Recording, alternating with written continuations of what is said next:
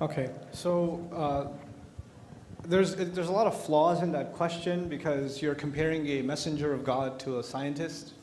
A scientist isn't asking people to be followed or to take his claims as the words of God, or nor is he asking you to reform your life in an ethical or spiritual way, etc. So what a scientist is simply doing is researching the universe.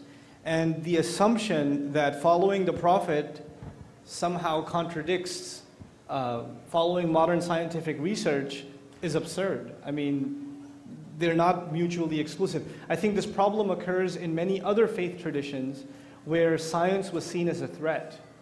And the assumption is made that all religions must be this way, all religions must discourage scientific inquiry.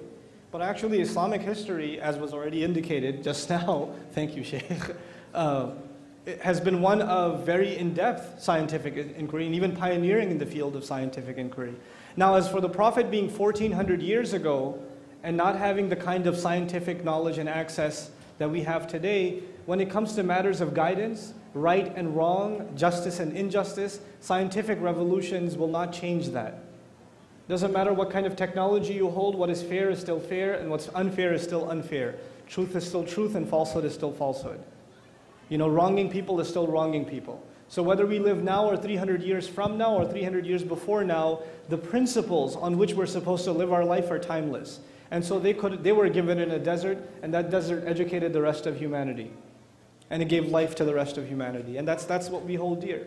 We hold that revelation and that message dear, and that legacy.